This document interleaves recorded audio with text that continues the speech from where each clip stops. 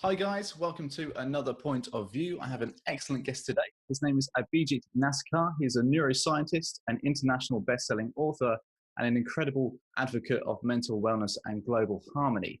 A decade ago, he quit his computer engineering studies and embarked on an expedition of scientific research. Since his first book, The Art of Neuroscience in Everything, he's continued to write more and more on the science of the mind. He is here today to give us his perspective of mental health, as well as what defines us as humans and how connecting with each other can give us a better state of being. How are you today, Abhijit? Hello, Anthony. I'm fine. Hello, everyone. Excellent. Good. And what is a typical day in your life? I can imagine it's a lot of research and writing. That you could say that it's a typical day, mostly studying human behavior and working on it on various books and articles. Excellent. And that must be so interesting. It is when you simply work to find out how we work, every single human being tick, that is. And I try to do that with as little bias as possible. And that's really hard work because we humans are biologically biased species. So as a scientist, we have to be as much unbiased as possible. Yeah, absolutely. And how many books have you written so far? So far, I have written 32 books and mostly on various topics, ranging from religion and spirituality, relationship, love, and social issues, and many others. And currently, I'm working on my 33rd book. Excellent. And what's your 33rd, if you can say? That would be a book on conscience. Okay. And yes, so how basically it's a, as I've said, began with my books being on typically on science, but eventually my work evolves into something my unique with my own philosophy and science mixed into it. So now I can say that it's my own work with my own philosophy in it. So that's where also my scientific research goes, but it's not I don't write typically science books, that is. Excellent. I don't write to popularize science. I write to basically reinforce wellness in the human society. Right. Okay. I love it. And so tell us, you were a computer engineering student. Something compelled you to decide to quit your studies in the name of neuroscience. What was that? First of all, I wouldn't say that it was in the name of neuroscience because at that time I had no idea what neuroscience was. I wasn't even aware of the term, and because of course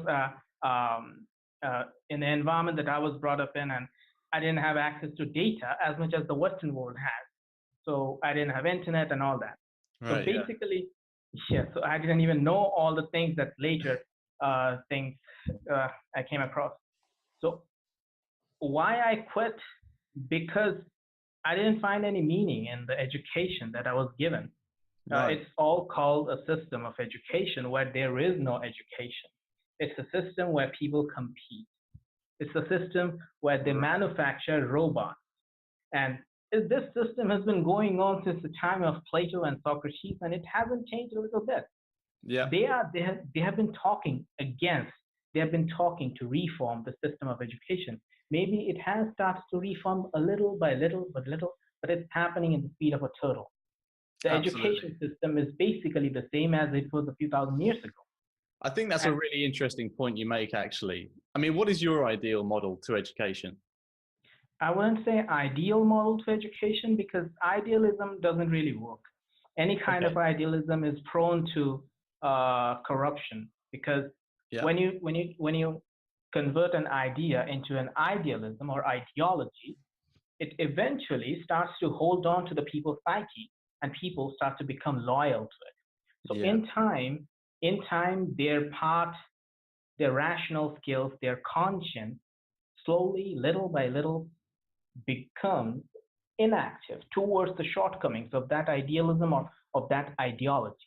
So when we're talking education, what is education really? Education is about, the term education means bringing something that's inside, bringing it out that it would bring some kind of change in the world, some kind of progress in the world. And education has to make progress. But the point is, the way I see it is that all the all the progress that have been done, all the great things that have been done throughout human history have been done by the people who didn't follow rules, whether it was rules of education, rules of society, because the human brain has a knack for following a certain pattern, and we cannot live without a pattern. That's psychologically ingrained in us. That's Okay. okay. That's pretty normal. But that's how exactly the majority of the human society works. But that's not how progress works. Progress works with a little bit of change, and it happens. We don't know yet how it happens, but some people, a handful of individuals throughout the world, throughout history, are born with this kind of urge to see the world in a different way, see Mm. education different way, see religion different way, see various things in a way that can become something better, not simply just following the way it is going on right now.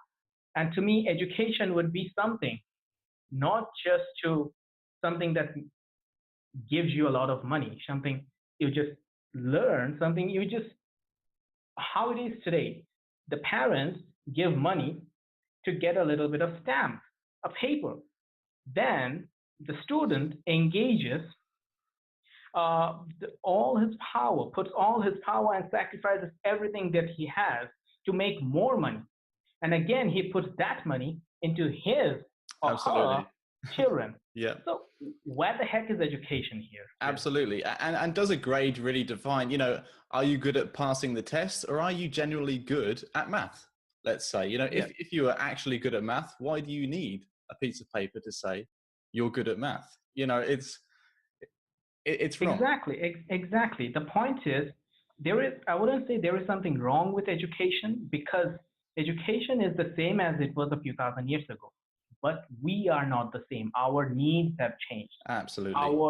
Our mindset has changed. And if we still try to remain the same in our own mind as we were a few thousand years ago, then how can we call ourselves civilized? So education would give you the opportunity to, of course, earn a living, but it has to give you excellence in a certain thing. Today's education does not enable a child's mind to develop in a healthy fashion, to foster its normal, natural Mm. knack towards something. Yeah. I didn't have access to information when I was being raised. I didn't have internet. I didn't have all those things that in the West people have normally, even at that Absolutely. time. I came across all that philosophy, all the things, Schopenhauer, Nietzsche, and everything, all the philosophies in the world, all the scientific works in the world, that is Richard Feynman, Albert Einstein. I didn't have access. Usually, when a child is brilliant in education, in the studies, they attract a lot of uh, teachers' attention. I was not Yeah. brilliant either. So I didn't have access to data and I was not brilliant. So Yeah. how the hell am I going to have this kind of access to this vast realm of knowledge or wisdom? So it all happened when I completely destroyed the pattern that I was raised in Right. by Okay. quitting the university. Yeah. Then things, so at that time, I didn't have any idea what am I going to do? Nothing. And eventually things, one thing led to another and everything. Then I left everything and become a monk. And Wow. after that, turning from that, then something happened, and everything that is a kind of experience led me towards understanding my own self. I wanted to understand what's really happening. Then eventually I got into biology and I Okay. started studying biology. Then I returned and I started studying biology on my own. And from that biology, all the philosophies in the world and psychology, then eventually I get to know something about the neuroscience. There is this one specific person, a scientist, Michael Persinger. He's from Canada. And at that time, I watched a little show of his on National Geographic. And that brought me into the world of neuroscience. Before that, I had no idea. Okay. Right. And now he's a good friend of mine, really now. And his works inspired me a lot, and his work made me acquainted with neuroscience. Without him, I wouldn't even know what neuroscience is. Then eventually, I got into my own neuroscience and psychology and philosophy, all that together. And till now, I'm still learning every single thing. The point is, I don't come from a typical educational background, so I don't have limits of my own. Yeah. I simply learn whatever I need to learn. I need to study whatever I need to study. Anything that affects the society, anything that I see that it is important from the society. For example, I'm a neuroscientist. I have written on filmmaking. How the heck is it important? Yeah. Because filmmaking, because some people have said that how is exactly neuroscience connected to filmmaking? Well, it is because filmmaking is the most influential form of art. And anything, any kind of art that actually is influential has the capacity, has the power to change social perception. And anything that has the power to change social perception is going to find me in it to strengthen its own inner strength and inner good Yeah. element. So that's what I do in every single work of mine. Any social issue, any important thing that the society that has to offer something to the society, It's you'll video. find me there reinforcing it. Yeah. Excellent. So I think it's very interesting what you said about the model of education, actually, because I believe the education on mental health is completely wrong. In fact, I think it's one of our biggest disasters as humans. We kind of put it in a box and we don't even talk about it, let alone teach about it. I think it's something we really should be educated on at school. You know, we should have a class dedicated to wellness, mental wellness. However, we're not. We're told to, you know, be quiet. We're children, and suddenly we're told to be quiet, listen to the teacher, stop playing around, and become an adult now, because you've got work to do in the future, and you haven't got time to play around anymore. You know, and it's so wrong. And our education is not right for that model. And we, however, I think we just need to incorporate more of human needs in education. Perhaps that's the right way to go, or at least the right way to start. I mean, that's what I'm trying to do with this channel. I'm trying to re-educate people, really, because I think that we've all had the wrong training, the wrong education growing up. And then we get mental health labels or issues, whatever people want to call it. And then we try and learn at the age of 20 or 30 a new way, when we should have learned that in the beginning. We should have been giving that tool set. So I think it's really interesting you touch on that. And that gets me onto the subject of happiness, really. I mean, what is happiness to you? How can we teach people to be happy? Happy is an emotion, but how can we teach people to be happier? What can people do each day to kind of contribute to their happiness? The first thing is that you cannot teach people to be happy. That Okay. is the core point here. Okay. I never try to teach people to happy. I don't teach people anything. I have said 1,000 times, I'm not going to teach you. I'm not your teacher. You are Excellent. your own teacher. I love that. If I have something good to offer, take it and think over it. Don't just accept it. Don't deny it or accept it. Think over it. Well, I think that's one thing we're missing: critical thinking, right? And I love Yes, what you've just said. Yeah, continue. yes. So what's wrong with today's education, or perhaps not just education, what's wrong with today's society is that they focus and not too much, they focus all of their attention, all of their power outside. They focus outside. Every single day, a new ideology. Every single day, a new guru. Every single day, a new technology. Yeah. So it's like a toffee. Every single day we are craving for a new toffee. Whether it is a spiritual toffee, technological toffee, doesn't matter. So we have put all our focus, all our greed and attention and craving on a kind of divine object that we put outside our mind. And then we crave for it. But here's the thing with the human mind. The human mind loves craving something, but the moment it receives that object, there is a process called habituation. Once it receives it, over time, it gets used to it.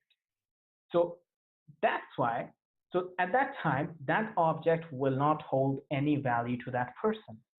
So then that person starts to desire something else, new iPhone, new guru, or new something else, or new therapist, and something goes on forever. Yeah. So what could be the solution? That is the problem. what could be the solution? The solution is going inside, but not inside in a mystical manner, all that magical nonsense. Understanding our own behavior, understanding our own self. And by understanding, I really mean understanding. We need to go slow here. The point is, when we talk about understanding, people often relate it to analysis, judgment, conclusion. I have to find the reason. Why am I like this? Yeah. What's wrong with me? Is there something wrong with me? And all that. All that analysis makes the mind even more messed up. So what we need to do is really about, as you said, that in education they don't even teach students to be aware, teach students about mental wellness. But the point is, there is nothing wrong with the student. All the wrong is with the teachers, with the authorities. They don't know how to educate a person, a student. Yeah. They only know to follow a pattern that will allow a student to earn a living. That's okay. I'm not going to say that everybody should just drop out of college and everything, then start up their own startups and all that, because not everybody is going to be able to do that. So that's not the problem. Nobody needs to drop out of school or anything or try out. If they want, it's okay. But everybody is not going to be able to do that. So what would be the solution? We need to put, as you said, the humane elements, human elements. We need to put the human elements because today's education is not human. It's a kind of company, a manufacturer that manufactures robots. We need to put humanity into it, Yeah. which means we need to start from a very early age to make the students, make the children aware of themselves, aware of their own emotions, Yeah. aware of their behaviors. They all keep saying there are different kind of quotations and ideologies there are, and people love sharing them and all that. Love thy neighbor. Compassion is or honesty is the best policy. These are all words. Words have no value unless you hold them in your heart and you practice them to the Mm. letter and spirit every single day. Yeah. If you do not practice it, 1,000 Platos won't do any good to the world.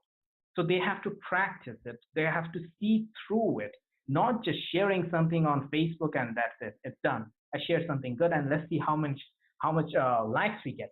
There again, they are sharing on Facebook. Yeah. They Even the technology industry, they are not aware. They are contributing to it by not being aware of the implication of their own productions, of their own creation. Facebook, when you post something, you're anticipating a lot of likes. So you're anticipating, you're craving for it. If you get it, then you get a lot of happy hormones in your head. Well, it's almost like we do it for dopamine, isn't it? And I think people Yes, become exactly. addicted to it, and then suddenly They do get addicted. they're in this Exactly. trap of it, and it's Yes. it's very sad. I've got big opinions on social media. Um, Yes, yes. Social media has changed the world, but again, the point is humanity is a messed up species. We have as much good elements in us as much we have evil elements, bad elements, harmful for our own existence. mm, We will destroy ourselves if we do not understand ourselves. They create absolutely. they create technology, but technology doesn't have its own conscience. It doesn't have its own mind. We do. We have to think how we use it. We Mm, can put technology in even in education, any sector of the world.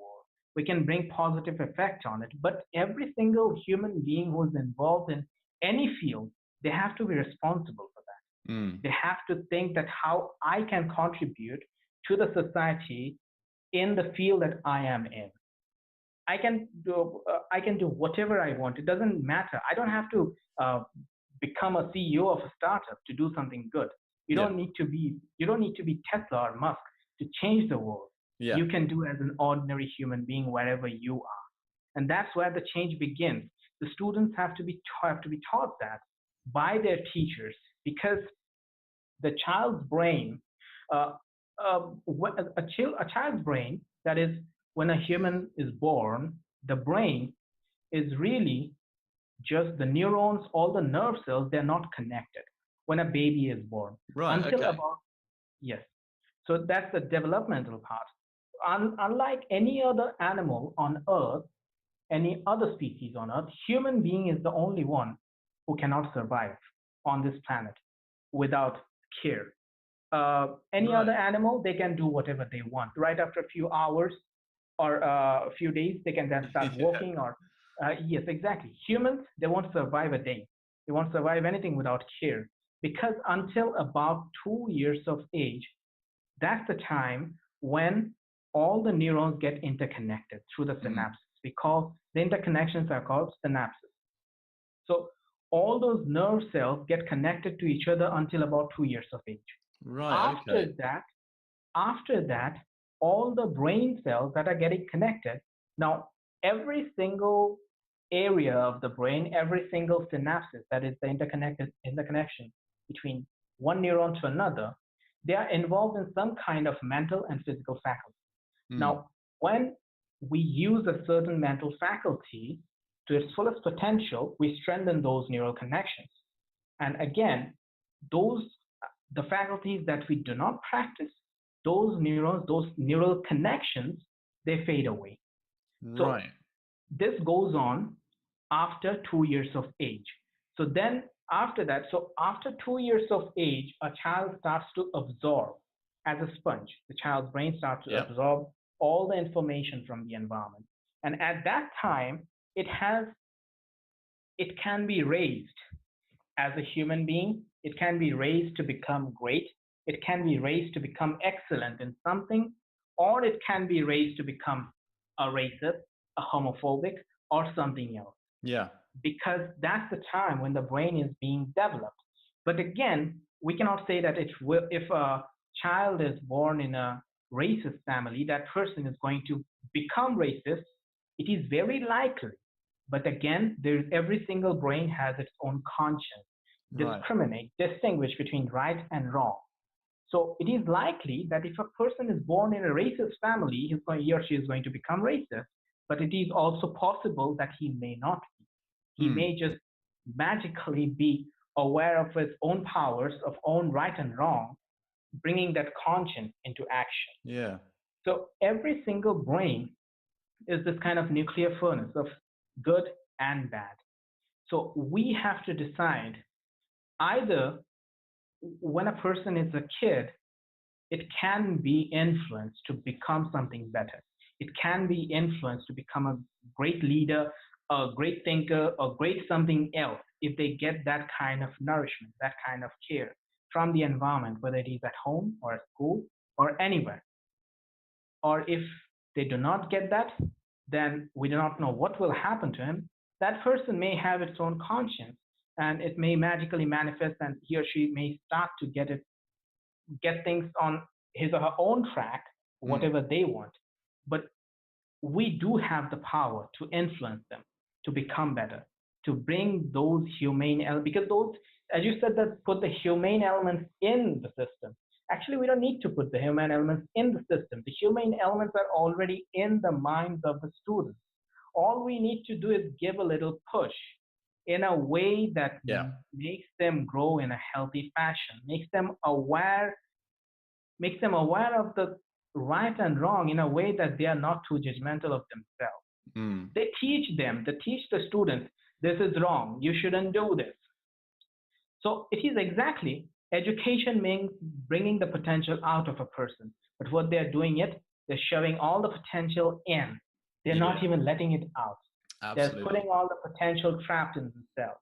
So that's what we need to do. We need to set those humane potential free. Absolutely. Well, I loved what you touched on in the beginning there about how you're not a teacher and people do need to think for themselves, be their own advocate for their own education. I think that's something that we should teach children to kind of try and teach themselves. You know, children aren't problem solvers anymore. They rely on their parents, especially in the Western world anyway. And it's crazy how much children rely on their parents now. And I realize, you know, they are still the carers, but they suddenly get to 18 years old and they have no idea how to really problem solve for themselves. And of course that doesn't go for everyone, but I do see it. I do see it in society. And that's one thing that I've always felt quite fortunate about. Growing up, I grew up in a pub in the countryside. And I think by doing that, I was enabled to talk to adults at age 10. And they were drunk adults, and drunk people love to talk about life, so I would go and sit next to one on a bar stool, and I just talk to people. And that was kind of that was my real education, I feel, because I started to learn more about life and just people's minds. And it was kind of like inspiring. My mother was always working, and I just talked to people. I was either playing pool or talking. And it was that first initial communication that really set me on the path to, okay, I don't think everything I see is right. And I started to make up my own mind about things. I mean, and you said, people do have to take information from different people and make their own kind of thing. If not, there would only have ever been one self-help book, right? And we would have closed it and said, oh, okay, this is how we do it. But that isn't the case. And we do all have different upbringing, perhaps going back to those 2 years, as you said. How influential are those 2 years for the rest of our lives, and what we will need to learn for ourselves. And that's a really interesting thing as well that you said, which I wasn't aware of. And also the fact we are the only species that need to be cared for. Isn't that interesting? I hadn't thought about that. So how do you personally maintain peace in your life? Not to be a teacher, but how do you personally do it? In case someone is watching who is just like you and needs that kind of answer from you. I don't. You I don't think about peace. Okay. I don't think about happiness. If you're talking about me here, I would say this. I don't think about happiness. I don't think about sadness. I don't think about pain. That's that interesting. doesn't mean I don't feel pain. I am no messiah that I will not feel pain, because human brain is incapable of not feeling pain. Yeah. Human brain is incapable of not feeling happiness. We are run by biology, and biology has its own limits. We can build a castle of glass and put all kinds of mystical ideologies in it and say that you have to be completely silent and empty of pain and sorrow and all that. It's all nonsense. It doesn't happen in a biological species. It's impossible as far as human biology is concerned. So what can we do to maintain peace for a person? Don't think about peace.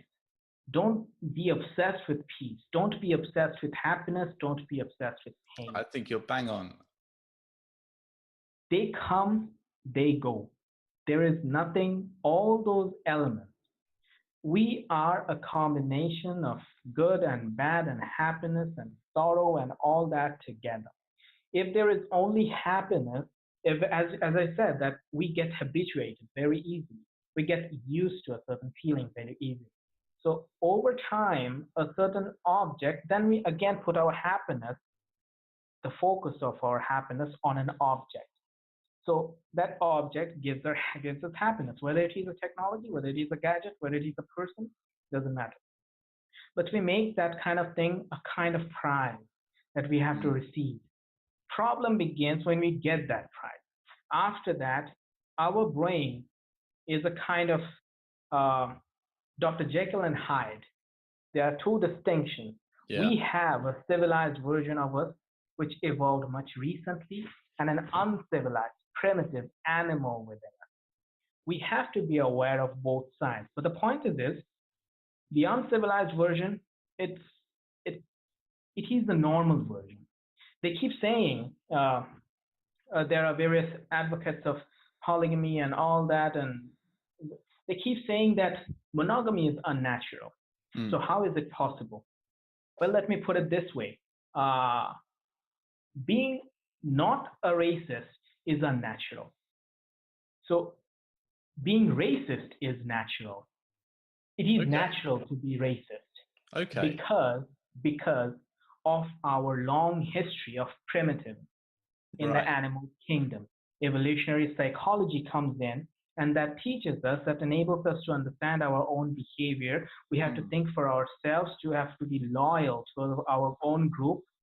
So it's a kind of group loyalty that manifests in today's civilized society as a kind of racism. That's the Right. point. And there is the tricky part. Does that mean that I have to be racist? No, you don't. Then we started to develop the civilized part of the brain, the cerebral cortex, the cortical area. We have a frontal lobe, the front part of the brain, that is responsible for all our judgment and rational, not judgment, okay, judgment as well as a skill, as a faculty, Okay. but more as rational thinking, reasoning, critical thinking, as you said, all of that. So a person cannot be free from racism. He cannot be free from being discriminatory towards somebody else from a different background. But he or she can be aware that I am being racist here and it is morally wrong. It is ethically or humanly wrong to be a racist, because there is nothing in the biology that says that white skin is superior to black skin, that gives them some kind of superhuman capacity. So it's all about biology, but it doesn't determine the content of a person's character. Yeah. The skin color doesn't say anything about the content of the person's character, biologically speaking, scientifically speaking. So we have our own primitive elements within us because of a limbic functioning. That's the primitive part of the brain that enabled us to survive. That also, let's put in another example. That is, if a happily married couple, then they're watching. I hope this is not a little bit of adult, but they're sitting on the couch, and suddenly some kind of hot romance goes on the TV. Yeah. Then the man starts getting erection. Yeah. Yeah. Okay. Okay. So that's an involuntary matter. Getting erection doesn't mean that that man doesn't love his partner. Yeah. It only means that he has a primitive part of the brain that is functioning at that point. Yeah. But it has nothing to do with his or her civilized, conscientious behavior. So we have our negative elements within us. We cannot deny it. Denying it only reinforces those negative elements. So we have to be aware of them. And once we are aware of them, then after that, we can take action to reinforce the good elements that we already have within us. Excellent. If we don't accept that there are bad things within us, and if we just judge them, repress them, suppress them, and analyze them, that they're going to do more harm to the self as well as the society. Well, everything you're saying is exactly what happened to me. Precisely what happened to me. I had chronic anxiety to the point where I was agoraphobic. The problem I had was that I didn't want the anxiety so much that I just tried to put it away. I didn't try to get to know it. I didn't try to accept it or understand it. I feared it so much, I didn't want to know. What I later learned is that we are on this spectrum, this spectrum of happiness and sadness and jealousy and joy and so all these feelings and emotions. And we have to understand that the moment we start fighting them, we're actually putting more energy into them. And we're not understanding ourselves it's psychology, isn't it? You have to understand all these things if you're going to understand yourself, because they are all you. They are all you. Your sadness is you. Your happiness is you. It's all you. And we have to get to know ourselves. You know, we wouldn't not want to get to know a friend or something like that for the same reason. We have to understand ourselves. And by doing that, it enables us to deal with our problems so much easier. And I get anxious sometimes. That it would be unnatural if I didn't. I will never stand here and say I have all the answers, but because I don't. But I am able to get on with my life and enjoy my life because I know that when I have anxiety, it's for a reason. And I'm very grateful, because if not, I wouldn't be human and there would probably be something wrong with me. And the same for when I'm depressed. My depression gives me really incredible happy days and happy moments. I recognize it, and I realize what makes me depressed sometimes, what makes me sad sometimes.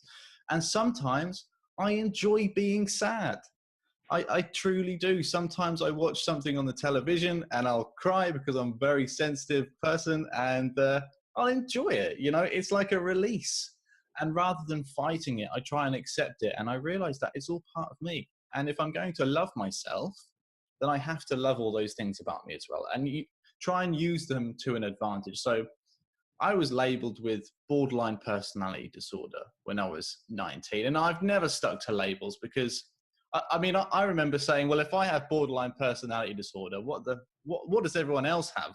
You know, do you know what I mean? And we label, people are labeled so quickly because they need to diagnose and prescribe. That's the way I see it. I think there's a big shift that has to happen in the medical sector. And I could go off on a tangent on that right now, but I'm not going to. But I do think that people are so easily labeled.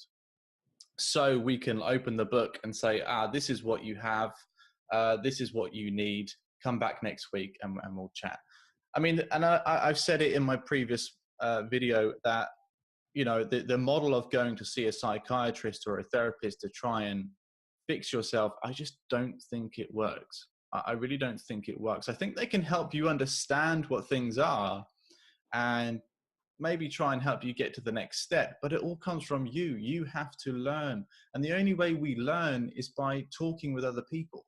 You know, we have to communicate as a whole, as a society, and share the knowledge that we create in ourselves, so we can create it with someone else and kind of level up together. And then you meet someone else and then you level up together, and it all kind of, it's an ecosystem of knowledge. And we just, like you said, there's always another guru, and we listen to the guru expecting the answers, but that will never happen. I mean, sometimes people do find happiness from these people, but it's not the answer for everyone. It's really not. And if we're going to get the answer for everyone, people have to wake up and realize that the answer is really in themselves.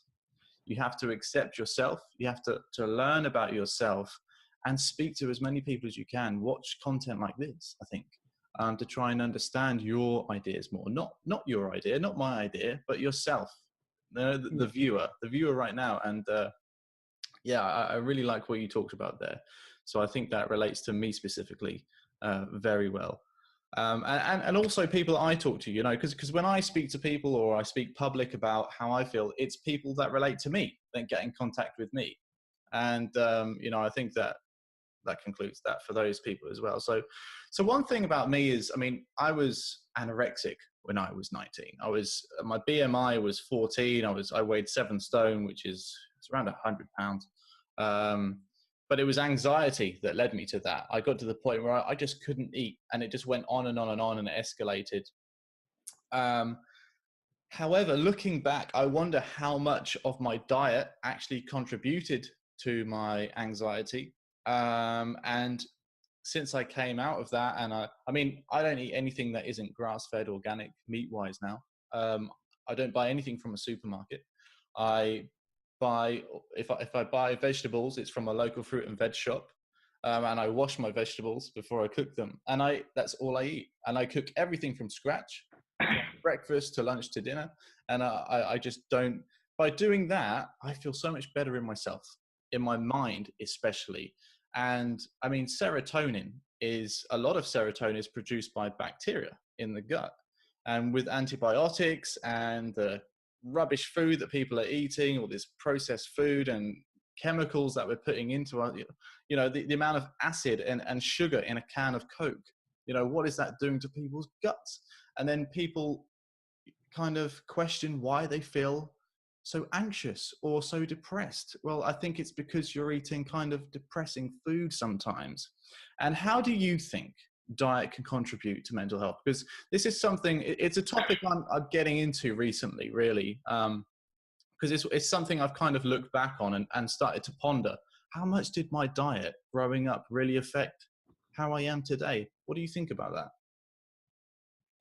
As a scientist, I have to begin with saying that I cannot yet confirm on the matter that a diet can cause a certain disease or anxiety, because it is a topic that has been taken up by scientists only recently.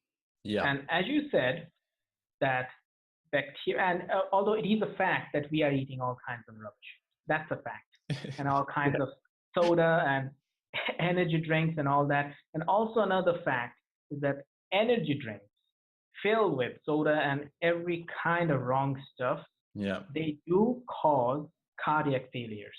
So that Right. is a fact that has been proven. So just to mention for the viewers. And as for diet, as you said that bacteria in your gut produces serotonin. Actually, bacteria itself doesn't produce serotonin in the gut. What Okay. the bacteria doesn't produce serotonin in the gut. It is an ecosystem of bacteria and certain cells in the gut. The Right. bacteria stimulates those cells to produce the serotonin. I And see. Okay. yes, yes. So bacteria itself doesn't produce the serotonin. Now the point is, as we are finding out that almost 90% of the body's serotonin is produced in the gut. But the point is, when we are talking about serotonin as a, you have to see here as see through it from a clear perspective, because when we are talking about serotonin as a brain chemical, there is serotonin produced in the brain, and that's what Yeah. we did study. The serotonin produced in the brain, that's what we did study to understand mental health. And we know exactly how that serotonin works in our happiness, in our mood swings, in our mood changes, and everything. But this recent studies that are showing that certain cells in the gut can produce actually do produce serotonin. They're stimulated by bacteria. So when the bacteria they are healthy, the gut is healthy by a healthy diet, they can produce properly those serotonin. So now the point is, we are speculating that it is highly plausible that that serotonin, because it is the same serotonin as the one produced by the brain, Yeah. it is the same serotonin, so it can influence mental health. But as I said, that it is possible that it can influence mental health. We are yet to find the exact pathway how it works. Mm. So there is a connection between. So far, what we have found is the pathway between the gut and the immune system. Yeah. And then, so there is an, right now, all we know is that there is an indirect connection between the gut and the brain, which happens like this. The gut is connected to the immune system. And there is another neuroimmune system, which is the brain is connected to the immune system. So it is a kind of indirect pathway between the Okay. brain and the gut. And so the brain does communicate with the gut. And that that is the thing that we know so far. But as I have said in many of my works, that there is a difference between belief and knowledge. Yeah. Even we scientists have beliefs and we work on those beliefs, which we call hunch or hypothesis, but we have to work on it to prove that. Mm. So right now, this thing that the gut health can actually affect mental health or can cause a certain kind of disease, psychological disease, it is still a hypothesis. Right. But Okay. so it is at the stage of hypothesis, it is not proven yet. But all the facts so far which we have, based on that, we can say that the gut health can influence your mental health. So it may not cause a severe problem, but when your gut is healthy, really, with all the proper diet and organic food and all that, without all the rubbish, without all the junk, then it can affect your mental health, because that's why we call brain body substrate. The Mm. brain is connected to every single part of the body. And Yeah. there is not only, and also there is a thing that serotonin in the gut is not only produced by those cells in the gut. There are also we there are also 100 million nerve cells in the gut lining. Yeah. So those nerve cells also produce serotonin. Right. So there is a complicated procedure going on. So far, we can say that it does have the possibility that it can affect. Mm. But again, as far as the mind and the body is concerned, they are all communicating with each other. Yeah. So if the belly, if the gut is healthy, if you eat right and all that in a good way, in a healthy fashion, without the junk, then it can keep you healthy. It Right. can keep your mood in a better state. So it is highly plausible. It is possible, but we are not yet completely at the stage where we can say that by changing a diet, because a lot of claims are coming in from, they're even beginning startups with that, that by changing your diet you can cure a certain disease. They're not calling it, they're mentioning it. That Mm. not call it a cure, but they're just mentioning it in an indirect way. Yes, we have the Yeah. cure, just take it. They're not mentioning it, but they're saying it. Yes, it is a cure. Indirectly, they are Yeah. But putting it there's in no people's actual head. evidence. So far, that's where we said that it is, Mm.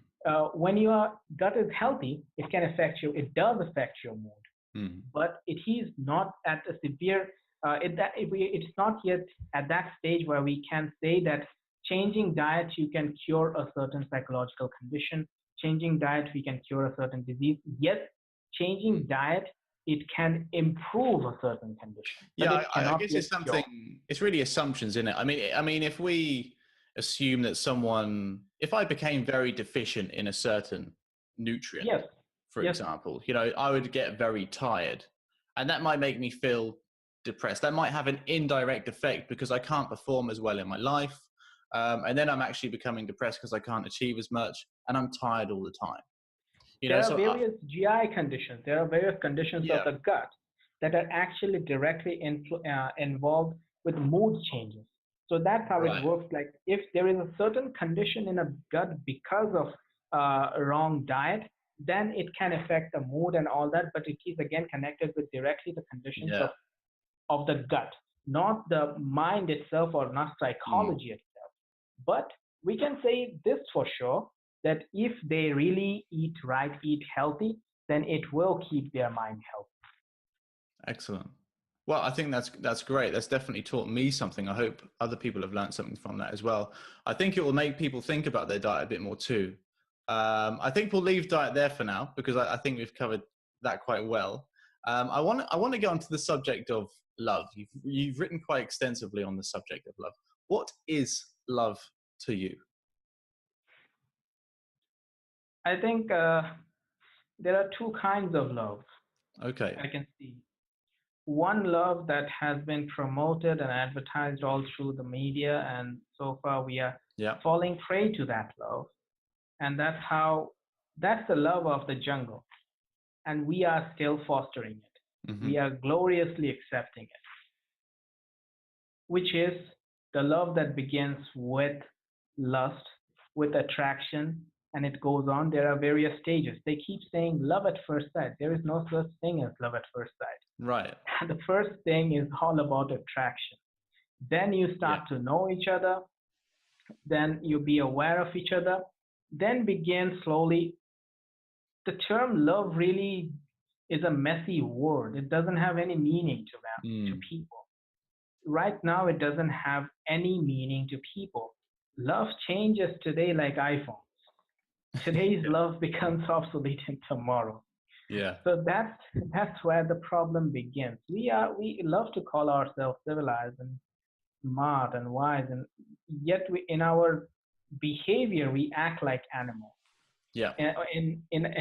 As if you're living in the jungle, because that's how today's love works. Hmm. You love someone, and then you desire for a kind of security from that person. It is very natural. It is very healthy and everything. But again, as I said, habituation. After a certain period of time, the person gets habituated with that another person. Yeah. Then they somehow neurotically start thinking that, oh, I don't love that person anymore. I fall in love with another person. Yeah. It's all messed Yeah. up, and Absolutely. they think that another attraction as some kind of another beginning of another love. Mm. But that is the problem. If we keep following, keep chasing every single person of desire, which basically is object of desire, then we will keep on chasing and running forever. Right. without finding any place to put our feet on. Mm. So there is a problem now. Now people might say, what is wrong with chasing after, when we get used to another person just starting running after another one? Well, let's put some science into it. Studies have proven if a person stays in a relationship longer, forever, then it literally increases the lifespan. It Right. keeps a person healthy. Studies have proven that. So Mm. that's the scientific part.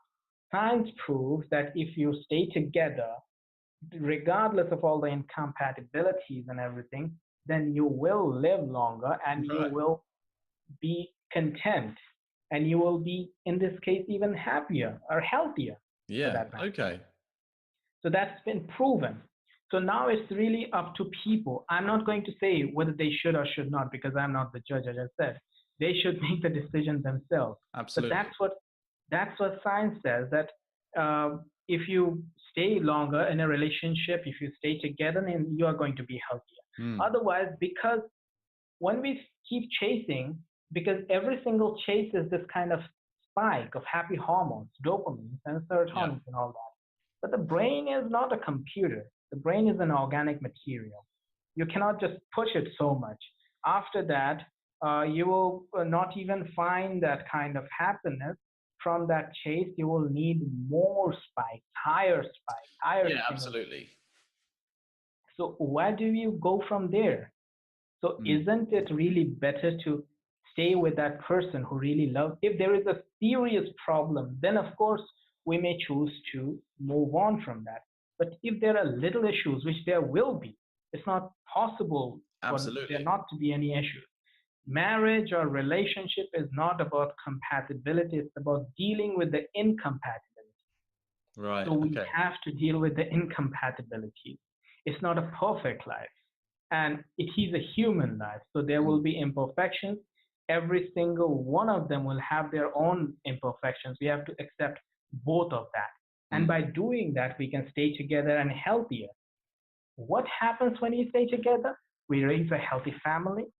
Mm. We give a healthy family to our kids. And studies have also proven that kids who are actually raised in that kind of healthy family, they become better in their grades and their social skills and Right. every Okay. kind of skill.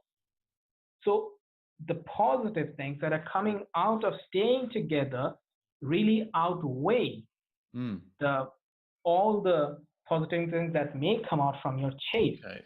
So here, staying Yeah. together is really love, even though after some time you people will feel attracted to another person.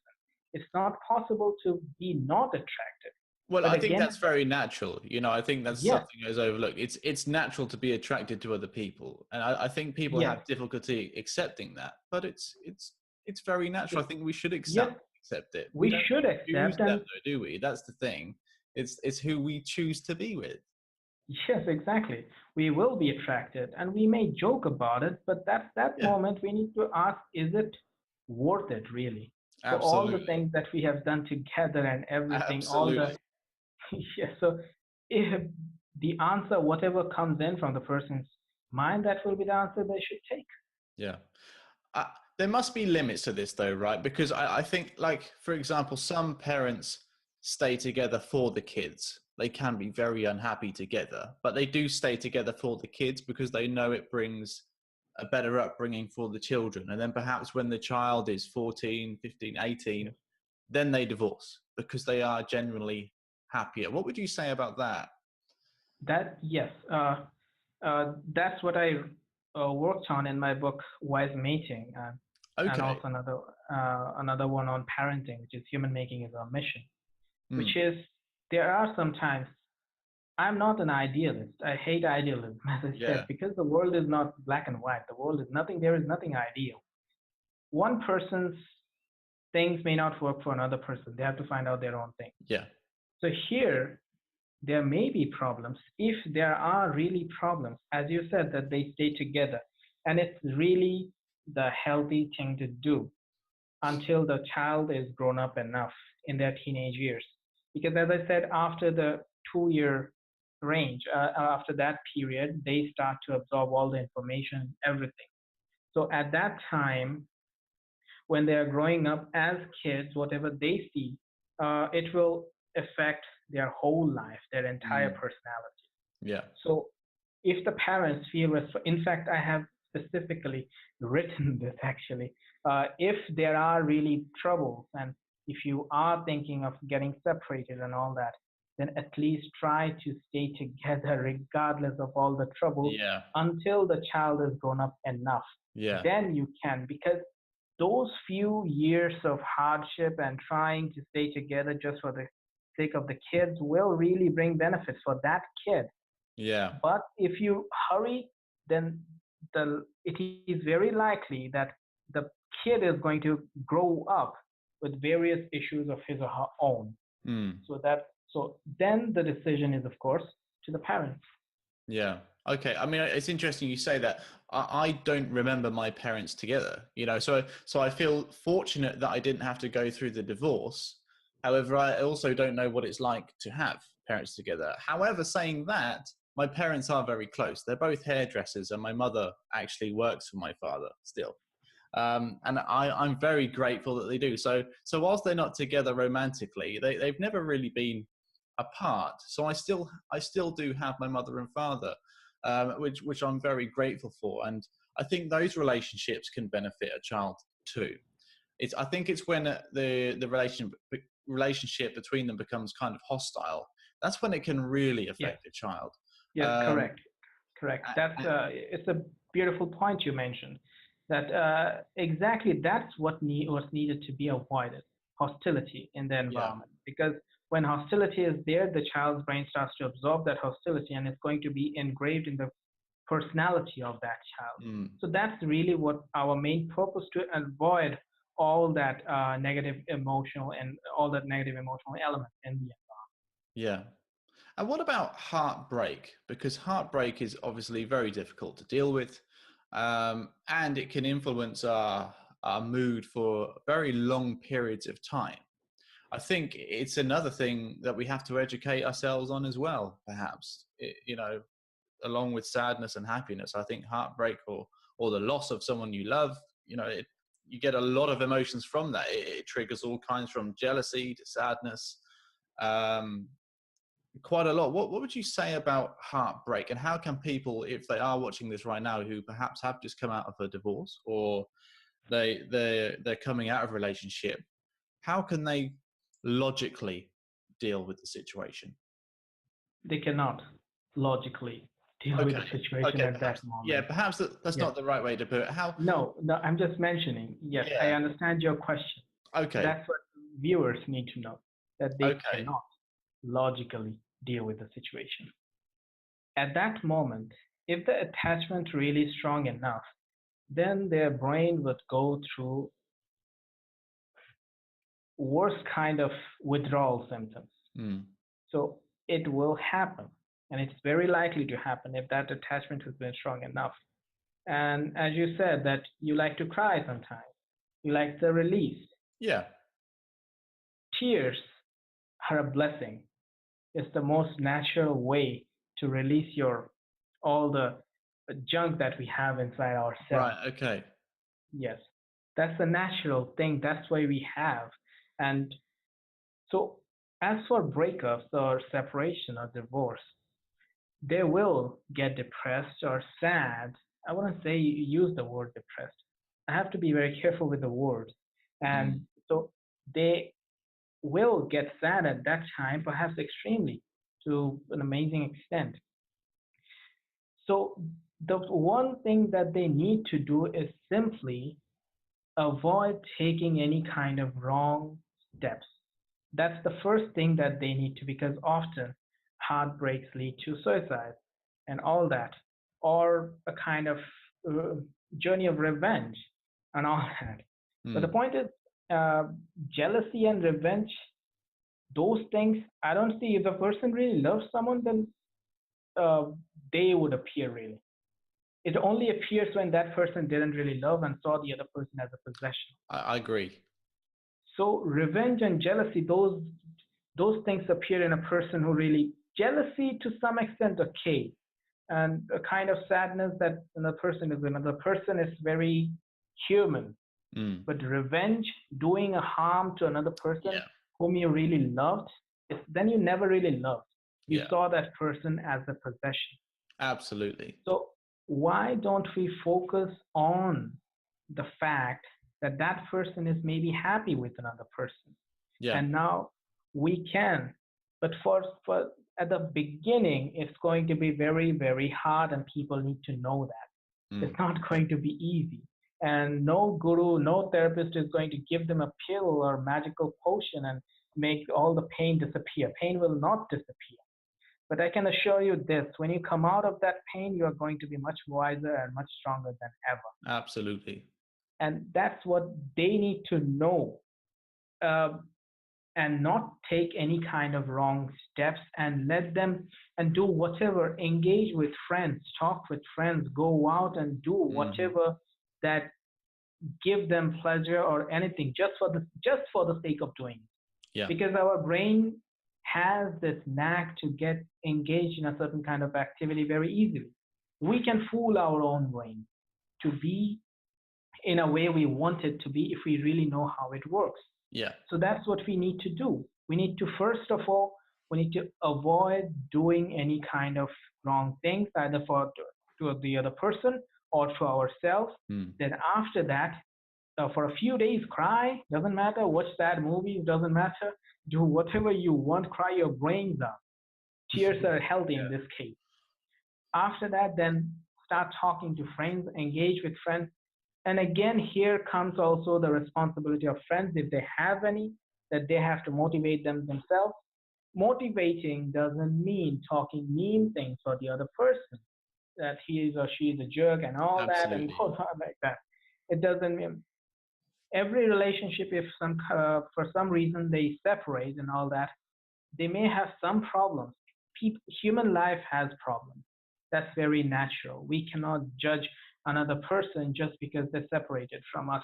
So Absolutely. we have to move on, then focus our attention on the things that we do have, and expecting that the other person is really happy with another person.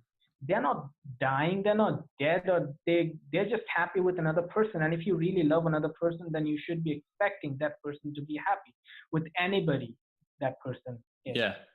I completely agree. And I actually think relationships kind of, they all, each relationship kind of educates us. You know, I personally don't believe we're meant to be with one person our whole life. I believe each one kind of takes us through a phase, perhaps at a point in our life.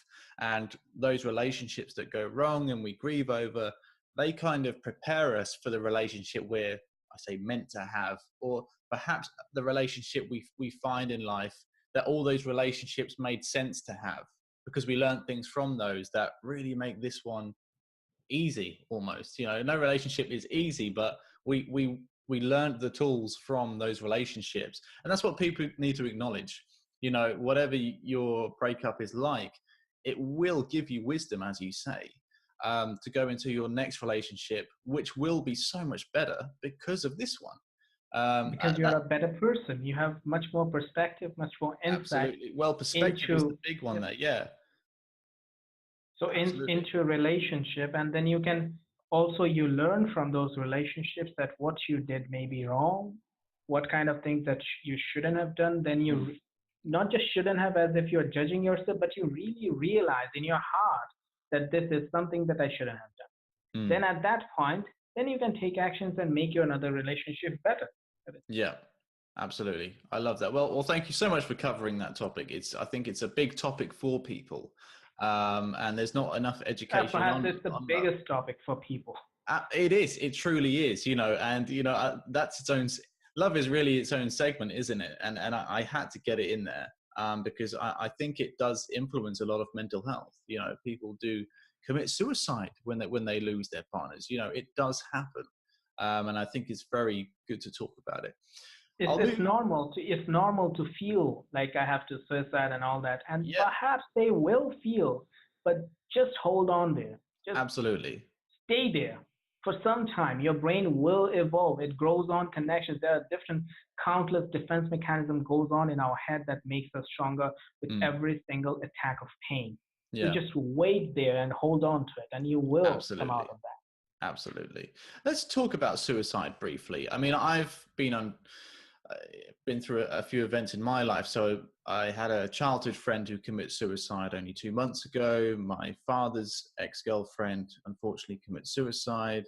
Another guy who I worked with a few years ago committed suicide.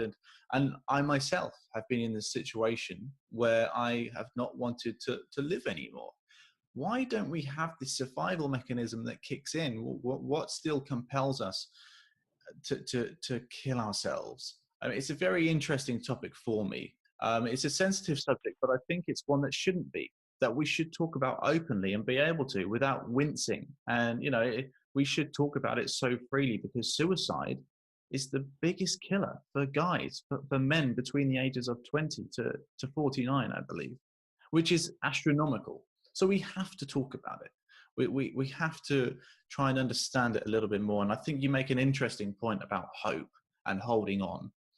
We have to encourage people to hold on, because even though I've felt suicide and I've written suicide notes in the past, by holding on, it's been so worth it. And I try to encourage people as much as I can to do that, but sometimes it's not enough.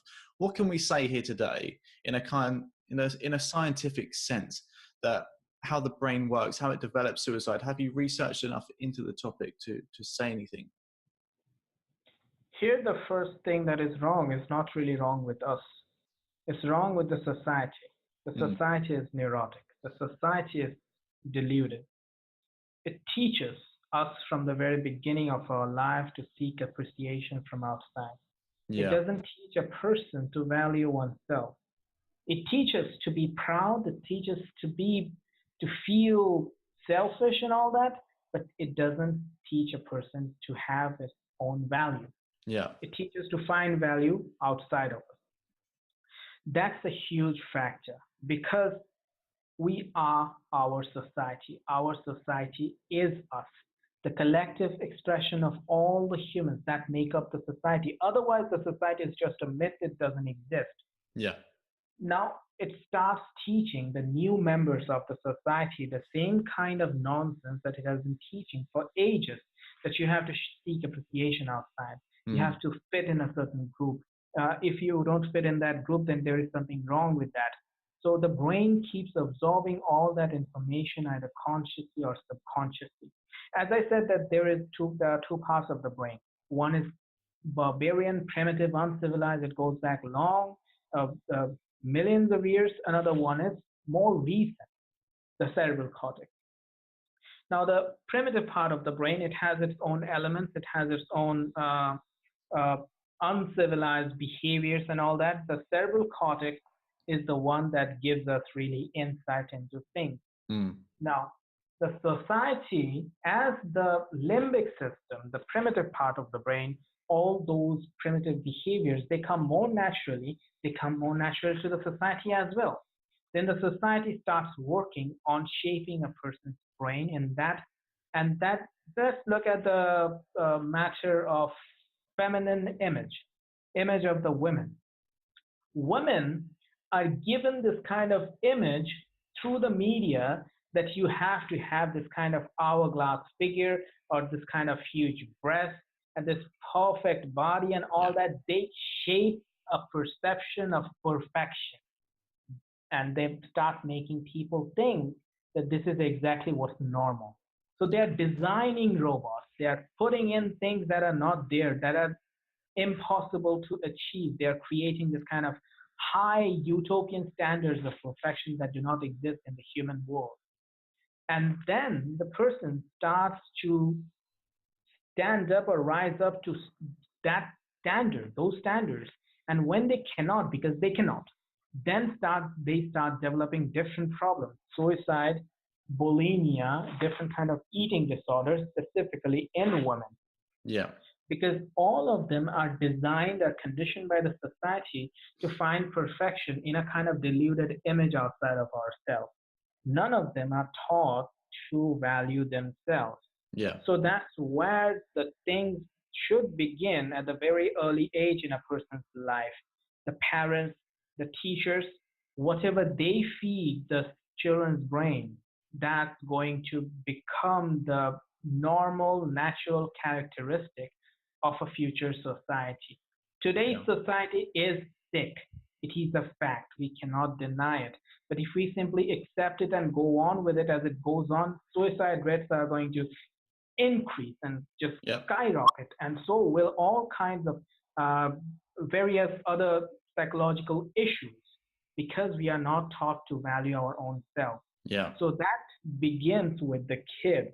And so all kinds of environmental all kind of environmental information we can provide in a positive manner to the Mm. kid because we are responsible. The parents are responsible. The teachers are responsible.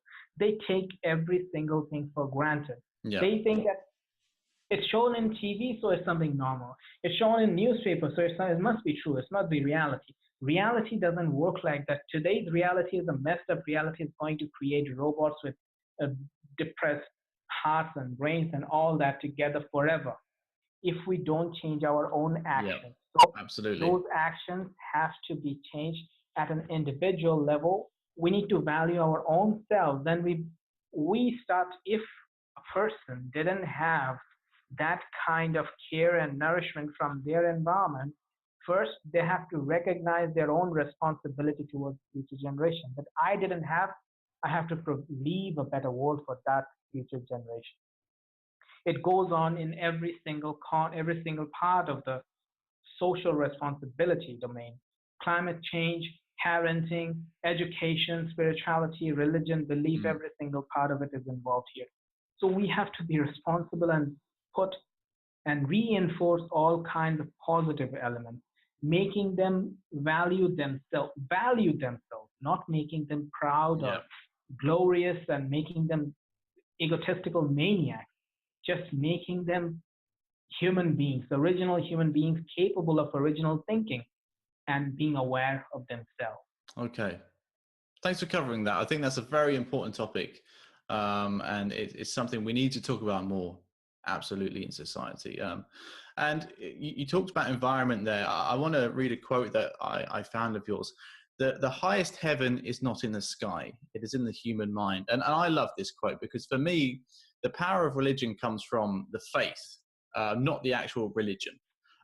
It doesn't matter what people choose to believe in, as long as they believe in it, and the power of thought into that and the power of the belief and the attraction truly does change our internal kind of function and our genes, which has been actually extensively studied by Bruce Lipton, who coined the term epigenetics. He wrote, he's got a fantastic talk called The Biology of Belief.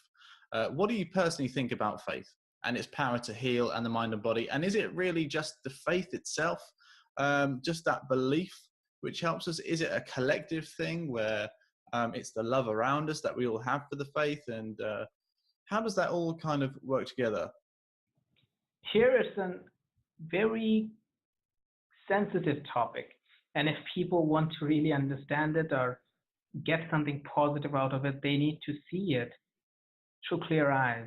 Mm. And so, as you said, that it comes from the faith in religion, not religion itself.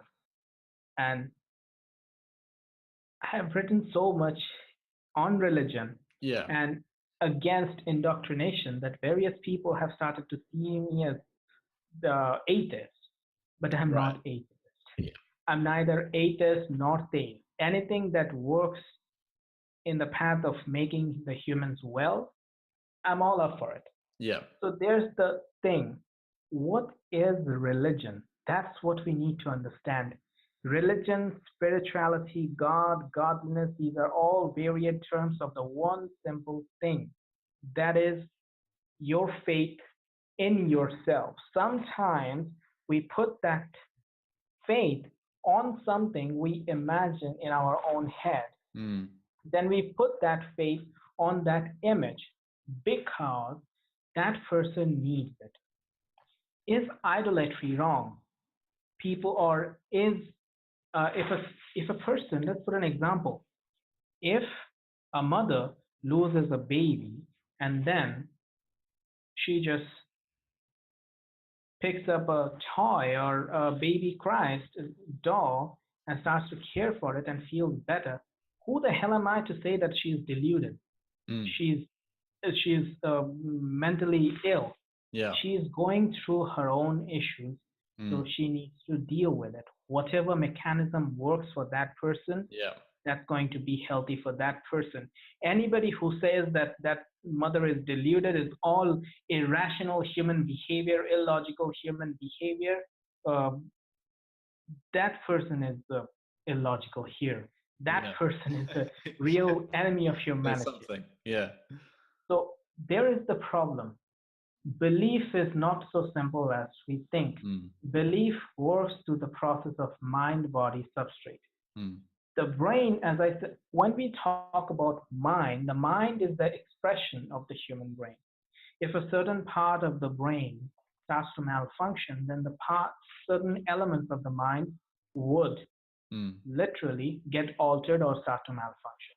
Right. So here, the brain is directly involved with the entire psychological and physiological processes of a person's existence, this entire mental realm as well as physical realm.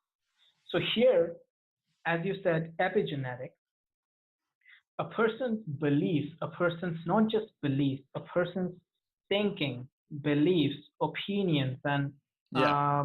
conscience, and everything, environmental information, all that, they are able to bring in new information into the genetics of a person's body. So that person will epigenetically begin to change at a certain level. For Absolutely. example, for example, if a child is growing up in a hostile environment, that person's brain is going to start to change epigenetically and begin to have an affinity towards uh, depression and various other psychological issues and all that. So that person is going to have more higher levels of stress hormones. Mm. So because that person's brain is going to get altered through that environmental information of hostility. So it changes at an epigenetic level. Mm. So all the information that we receive from outside as well as from inside, belief is an information within. And that can also change a person's character, even change certain elements of the body, as in body includes the mind. The mind is created by the body, specifically the brain. So, what is faith? Faith is healthy. Science has proven that. Our studies in neuroscience on various traditions have proven that rituals and prayers and faith and everything that goes on with organized religion, they prove beneficial in a person's Mm. individual life. Nobody can deny it. Although some biologists do these days, a few. I can name Yeah. one atheist.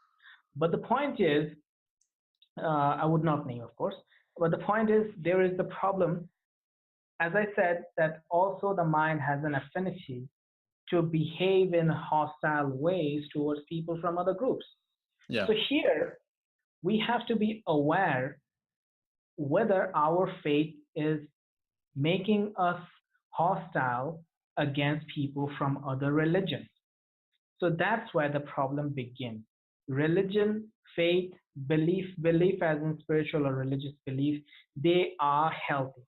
But again, at an individual level, we are also responsible of our beliefs, of our Yeah. spiritual or religious beliefs. That we have to be aware whether we are creating a wall of differentiation or sectarianism against another person from different religions, because Yeah. that's often the case that one person from one religion starts to think his or her own religion is the best one and everything else is wrong. That's what troubles me, and that's what troubles all of us scientists and philosophers in the world. Absolutely. Religion itself is not wrong. Religion itself, it has survived, organized religion indeed. It has survived so far because it proved beneficial for the species. So that's why it has survived so far. It has beneficial impact religion or spirituality is the mind's natural antidepressant mechanism. Right. So it works in the mind naturally to sustain wellness. It is a natural process of natural mechanism. As you said, whether it is an individual level or it can also influence when it is about collective one. It is Yeah. also collect. It is also, we have seen that when certain rituals, certain religious gatherings, for whatever reason, take place in a group of people, they can also reinforce that mechanism in each person. So if a person goes to a Sunday communion, and that person will get more benefit in that, in his or her own mind, than if he does prayer on his own or her own. So here, the group psychology strengthens the positive, the calming elements in the head of each and every individual in that group. So it works all in the brain. We create those images, we create those idols and figures because our brain receives comfort from it. It makes us do good things. It makes us remain calm and everything. But also we have to remember that there may be a certain moment that it will also make us kind of racist or Islamophobic or something else. Yeah. So that's where the trouble begins. Faith should not cause violence because if it does, then it's not faith. If it does, it's not religion. That's the whole thing about religion. Religion begins from the mind. We think that it comes from up there because we, as biological species, we sometimes cannot deal with our own issues. So we have this, our natural evolutionary knack to imagine a kind of figure, supernatural, capable of things that we are not capable. Just simply believing in that somebody or someone or something is looking after us enables us to go through certain phase in life. What's wrong in that? Yeah. We are going through, we are doing good things. We are not doing wrong things. Those who do the wrong things, they don't understand religion. Those who do the wrong things, they have their own issues and various other problems. Yeah. Otherwise, in every other corner of the world, religion is a healthy process of the mind. Absolutely. Absolutely. And I think I bring that up because it's important to understand that. I mean, I think it's really the younger generations now which see religion much differently. You know, I wouldn't say religion is dying out, but it's certainly shifting. It's evolving. It's evolving, and every single thing has to evolve. If it doesn't, either it dies or it kills the society.